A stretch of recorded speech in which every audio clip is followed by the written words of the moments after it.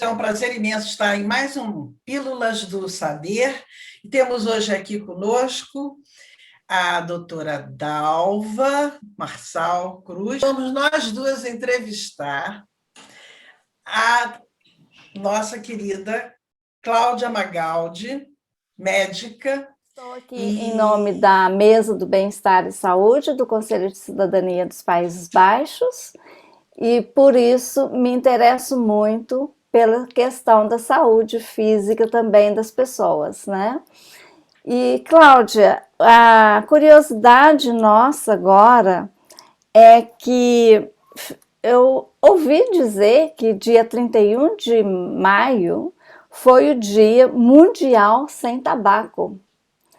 Eu achei isso super interessante. Tem dia sem carro, tem dia sem carne, tem dia sem tabaco. O que é isso? De onde que vem? Como que surgiu e como que funciona esse dia sem tabaco? Você que é aí especialista como médica e especialista no tratamento de pessoas que estão querendo parar de fumar e etc. Obrigada pelo convite, né, para a gente estar conversando aqui. Espero que isso que a gente está falando seja de muito valor, né, para quem estiver assistindo.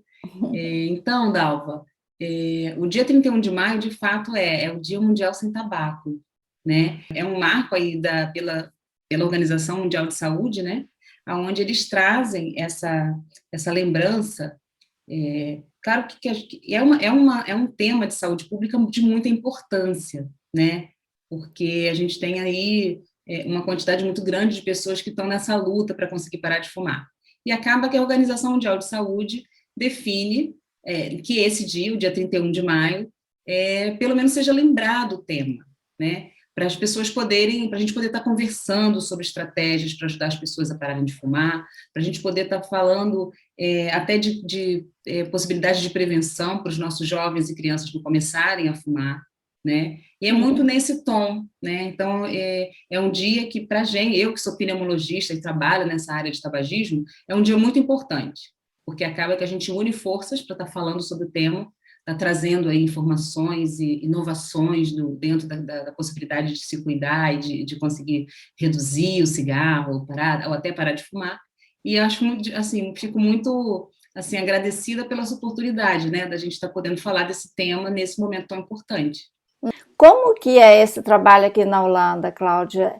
Tem muita diferença do Brasil? Porque muito do nosso público que está ouvindo a gente aqui é brasileiro e vem da experiência de lá, mas eu não sei se aqui é diferente. Então, existem algumas diferenças. Assim, o Brasil já está nessa luta. A gente usava essa expressão anti-tabagismo.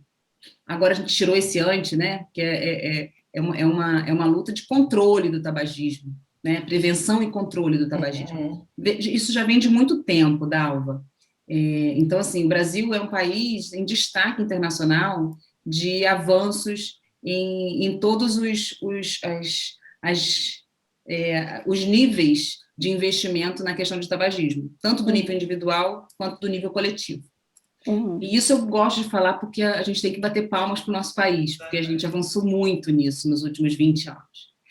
E em comparação com a Holanda começou um pouquinho mais tarde, tá? Mas o que aconteceu? A Holanda é um país pequeno, né? Então, e vocês já têm muito tempo de vivência aqui na Holanda, vocês conhecem o sistema holandês muito melhor que eu estou há muito menos tempo, mas quando eles se propõem a fazer alguma coisa, também é de forma muito organizada e acaba que evolui rápido, né? Então, eles tinham uma meta para 2020, sem saber que a pandemia chegaria, de um avanço muito grande no controle de tabagismo. Então, assim, o que hoje a Holanda tem? Eles têm um plano estratégico para 2050, para uma redução muito grande, e eles têm conseguido, tá? Existe uma campanha nacional, por mais que pode ser que não pareça tanto, porque as formas de hoje em dia de fazerem divulgações ou motivação para as pessoas buscarem tratamento são muito diferentes do que a gente vivia há um tempo atrás, né? Com essas mídias sociais. Mas a Holanda tem, assim, avançado muito e tem, assim, estimulado muito as pessoas que que gostam desse tema e que querem trabalhar com esse tipo de cliente, a se fazerem as formações para se transformarem, assim como eu consegui, né, fazer o registro por conta da minha formação do Brasil, da minha experiência no Brasil, eu consegui tirar um registro holandês de coaching em tabagismo.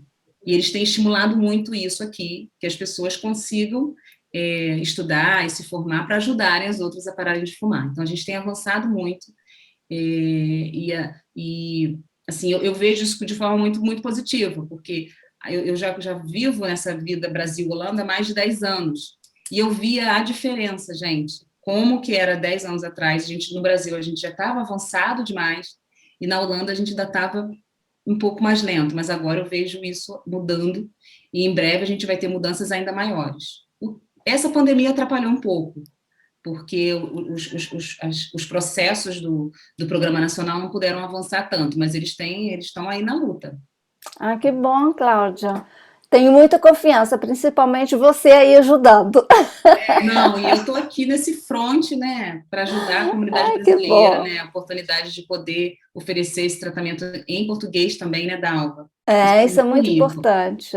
E fico muito, assim, agradecida também para o sistema holandês poder ter aceitado, né, a minha formação e entendido o quanto que eu posso ajudar também, estando aqui agora, né? Que bom. Interessante você ter falado essa coisa que o Brasil já está há algum tempo, né? Porque às vezes a gente tem uma atitude tão negativa, né, em relação a certas conquistas, mas a área de saúde pública no Brasil é forte, né? É muito forte. E nessa coisa, eu me lembro do Drauzio Varela, né, que é aquele médico, né, que ficou muito popularizado porque usa muito bem, né, os meios de comunicação. Sim. E ele comentando isso, né, que é assim exemplar, né, a experiência brasileira quanto a essa questão do não fumar, né, ou das campanhas, do trabalho, de fazer com que os jovens já não achem assim, o maior barato estar com cigarro na mão, como era antes, né? Sim. Então, é legal isso, né? Mostrar a gente essa capacitação, né? Existe essa capacitação, né? Existe, né? Sim, isso a gente tá há anos-luz. Posso dizer que o Brasil se destaca internacionalmente pelo controle de tabagismo. Isso é muito bacana, né?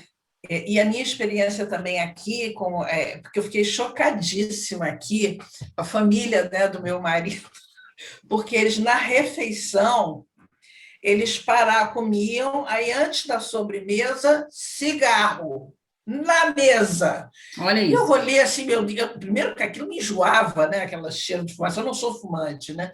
Então, aquela coisa, e assim como fosse oferecendo, né? Faz parte até da educação oferecer. É cultural, né, Luísa? É uma questão cultural. Meu Deus do céu! Que está sendo a questão, o uso do cigarro agora nessa crise que a gente teve de pandemia aí, que está durando já 1 ano e meio, pelo menos, que a gente está com lockdown, né? E vocês perceberam ainda se aumentou ou não? Teve alguma alteração? A gente não tem dados concretos que a gente possa dizer onde, que isso é muito regional, né? E depende muito de onde a gente estiver. Mas, no geral, o que aconteceu? Teve um aumento de uso de tabaco, isso é comprovado a nível mundial, por conta, né, dessa novidade dessa vida enclausurada, em isolamento. Então, muitas pessoas que estavam sem fumar voltaram a fumar. Muitas que já fumavam aumentaram a quantidade. Mas, em contrapartida, houve um movimento também, por conta dessa preocupação de se cuidar, de ficar bem. Então, existe também uma busca muito grande pelo tratamento. Então, isso é um movimento que a gente tem feito, né? Até de aumentar mesmo a força de trabalho para estimular e ajudar as pessoas a conseguirem parar. Porque está sendo mais difícil, né? Para a gente que não usa cigarro, já está sendo difícil, né? Viver esse dia a dia com essa questão do isolamento, com essa restrição, com essa limitação de liberdade. Então, para quem fuma, está sendo mais difícil. Não que está sendo mais difícil ainda, né? Mas cria-se assim uma dificuldade maior para lidar com isso e acaba eles recorrem ao cigarro. Mas muitas pessoas têm buscado tratamento também, o que é bacana, né? Os negociantes em bebida alcoólica tiveram mais, venderam mais durante a pandemia. Ah lá. Interessante, né? E muito problema de alcoolismo também aumentou. Então, por isso estava curiosa se aumentou também o consumo do cigarro, porque muita gente é levada a fumar por causa da ansiedade, né? A insegurança, a ansiedade. Então, isso também aumentou. Então, Aumentou sim, aumentou consideravelmente, e por isso o motivo da gente redobrar a atenção, né? E importante da gente estar falando desse tema, né? O quanto que, por mais difícil que esteja, ao mesmo tempo, eu tenho falado isso muito para os clientes, assim, o quanto que a gente pode aproveitar essa oportunidade também de crise para tentar dar atenção a algo que já talvez está incomodando há muito tempo, né? Porque se você pergunta para os fumantes, a grande maioria deles quer parar de fumar, a grande maioria. Só que não é fácil, né, parar de fumar. Então, talvez aproveitar essa oportunidade de que está todo mundo tentando se cuidar um pouco mais para ficar saudável, porque ninguém quer adoecer, tentar reduzir, parar de fumar pode ser uma estratégia onde essa seja a motivação atual, né? Uhum. Assim como os problemas psicológicos aumentaram, ansiedade de vários níveis, né? A busca de terapeutas também aumentou. Eu suponho que, né, se o alcoolismo aumentou, também o tabagismo, o consumo do cigarro, eu não sei de drogas em geral, mas eu acho que deve ser também. Uma dica para os nossos ouvintes que gostariam de parar de fumar e têm dificuldade, alguma dicasinha para começar já?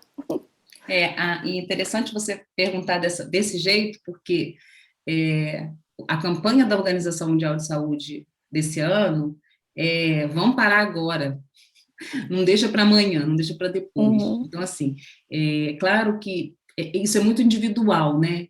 Eu posso, talvez, falar algumas coisas aqui que pode servir muito para algumas pessoas, pode não servir para outras.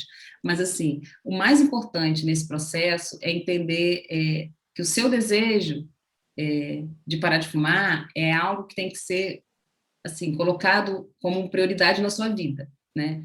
A dificuldade de parar de fumar é grande, sim, mas é possível. E a possibilidade de parar e se sentir liberto desse cigarro é incrível. Então, é algo assim, acreditar que você consegue, talvez usar, aproveitar esse momento que a gente está falando, que o mundo inteiro está falando, como um marco, talvez, poxa, eu vou ver como que eu posso lidar com isso. Existe formas, sim, de reduzir de forma mais gradual ou de parada abrupta, mas o bacana né, ter um acompanhamento, porque também eu falar aqui de uma forma, né, sem saber com quem eu estou falando, é muito bacana talvez procurar o seu médico de família, aqui na Holanda a gente tem, né, o Huisarts, expressar para ele que você está com vontade, ele vai te encaminhar, ele vai te dar orientação, né? Existem muitos coaches de tabagismo, assim como eu tô oferecendo esse trabalho, tem muitos nas regiões, dependendo onde as pessoas estão, né? Existe cobertura pelo plano de saúde da algo que é muito importante também, então existe essa força aí a mais, né? Que o sistema está ajudando as pessoas, mas é muito confiança, como você falou, dicas, né? Acreditar que você consegue, conversar internamente, o que seria possível para você abrir mão dessa relação com esse cigarro, né? E no caso, de preferência, talvez buscar ajuda também, né? E eu sempre falo assim, parar de fumar é um processo. Começar a fumar foi um processo. Você não começou a fumar de um dia para o outro. E parar de fumar é um processo também. Mas precisa ter um marco, assim, não, agora eu quero fazer diferente. Eu vou criar uma estratégia e vai ser agora, né? Porque é possível. Que eu falo também no meu consultório de psicologia, né? As pessoas vêm com problema, é muito difícil dar o primeiro passo. Mas, na verdade, o primeiro passo é quando a pessoa fala assim, eu quero mudar alguma coisa na minha vida, né? No caso, parar de fumar. Então, já deu o primeiro passo, então agora é tocar para frente, procurar quem que pode te ajudar, porque a gente, né, ninguém é o único com aquele problema, sempre tem mais alguém que teve e tem solução, né? Tem. Então, E o que eu falo, assim, parar de fumar é cuidar não só da sua saúde, mas cuidar da saúde da sua família. Não vê como Luísa trouxe essa questão de fumar na mesa? Quando fuma na mesa, Luísa, todo mundo está fumando também, que é o tabagismo passivo, né? Exato, Até os bichinhos de estimação, os Olha. cachorrinhos, os gatinhos, todo mundo está fumando dentro de casa. Então, o quanto que a gente está investindo, assim, não é só na sua saúde, mas é a saúde do todo, né? Fora a questão do meio ambiente, né? Que aí é outra discussão, mas o quanto que isso também empodera nessa decisão. E o bolso, né? E o bolso também, né? E os gastos, porque é um gasto. Você paga para se fazer mal, né? A si É próprio, muito né? dinheiro que a gente, né, que o usuário gasta para poder pagar, né? Principalmente aqui, que o custo do cigarro é muito caro. Problema aí. Diga. Digamos, se eu fumasse, assim, eu deixo de fumar, eu vou engordar? Aí, essa pergunta sempre está presente, né? Porque, assim, o que acontece? Depende muito de cada um. A grande maioria das pessoas ganha peso. Não vou falar diferente aqui, né? Mas, Luísa, o que acontece? O cigarro, ele tem uma capacidade, ele é uma substância, né? O cigarro tem a nicotina que causa a dependência, que faz a pessoa querer fumar um, depois fumar o outro, depois fumar o outro. E a nicotina, ela tem uma ação no nosso sistema nervoso central que ela diminui a fome. Ela vai lá no centro da fome e diminui a fome. E aí, e daí? Então, se eu parar de fumar, eu vou ficar desse tamanho. Depende. Uma vez, assim, quando a gente se propõe a fazer essa mudança, de fato, não vai fazer sentido substituir o cigarro por outros alimentos, principalmente alimentos doces, achando que isso vai dar certo. Mas o que eu sempre preconizo, assim, e isso logo nas primeiras sessões, avaliar o quanto de atividade física a pessoa já está fazendo ou não, e já começar a introduzir uma atividade física. Seja uma caminhada, seja andar de bicicleta, a gente que está aqui na Holanda, intensificar um pouquinho as pedaladas, saltar do tram antes, 1 ponto ou 2 pontos antes, ou pegar, quando vai pegar, andar um pouquinho mais e pegar o transporte público num ponto, 2 pontos depois da casa. Assim, começar a criar atividades mínimas de movimento, porque o corpo, ao parar de fumar, todo o metabolismo vai mudar, né? Porque a nicotina no nosso sistema nervoso central no corpo, ela está agindo e ela é uma substância que estimula e o metabolismo está acelerado.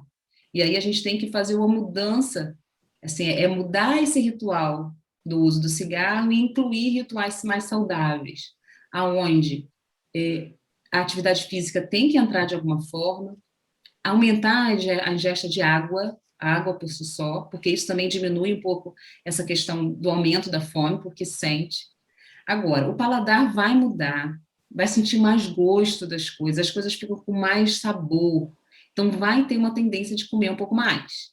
Mas aí está a questão de fazer tudo de uma forma mais equilibrada e acompanhada, né? E ir seguindo formas que não vai haver uma substituição do cigarro por alimentos que vão fazer você engordar. Mas, assim, eu posso dizer que tem clientes que emagrecem, tá?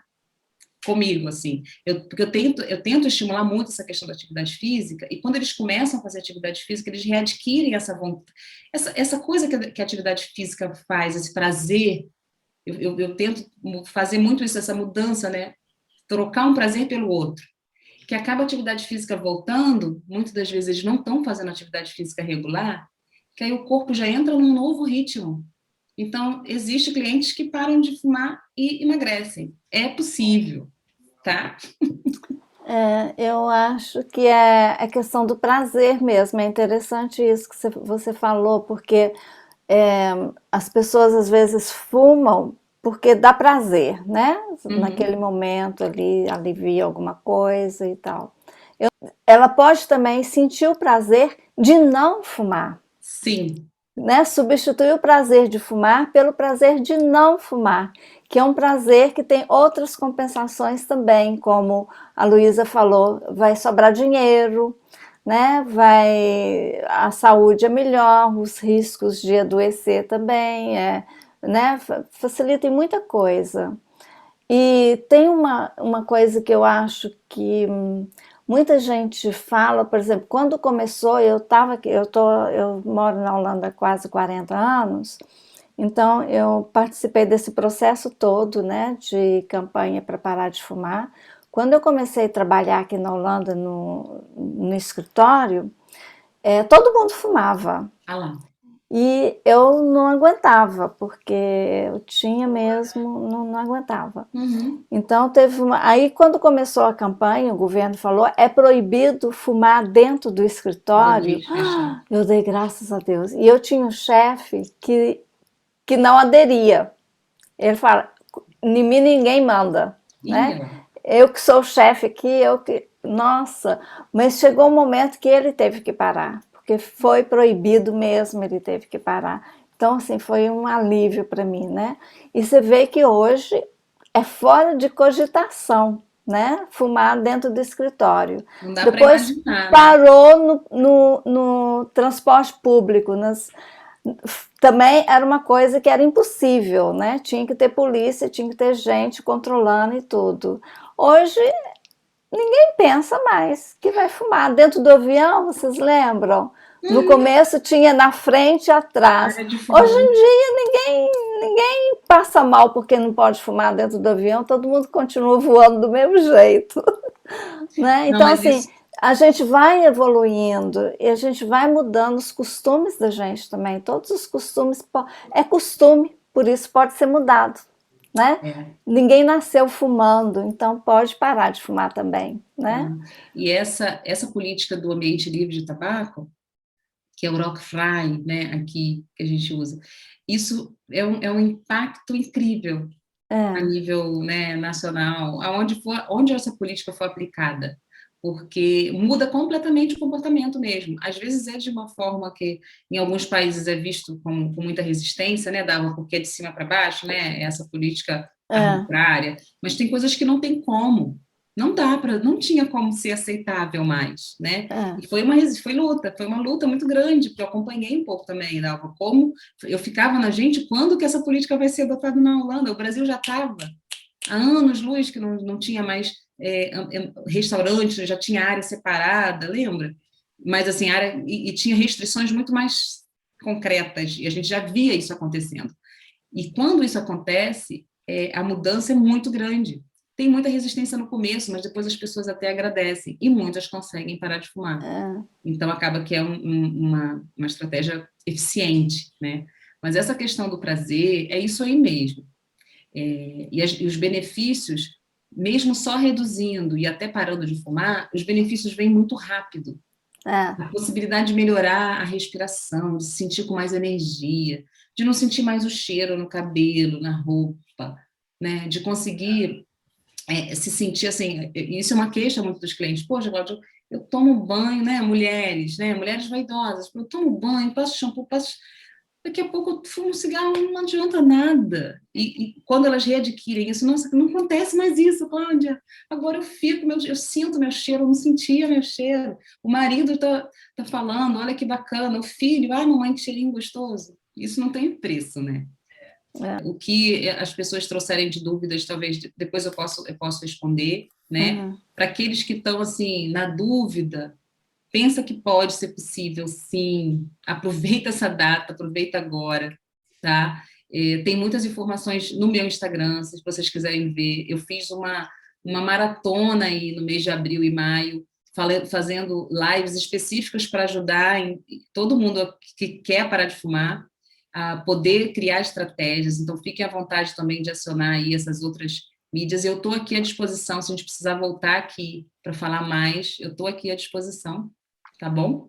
Ótimo, muito obrigada, Cláudia. Super obrigada, Cláudia, Dalva, foi um prazer, nós estamos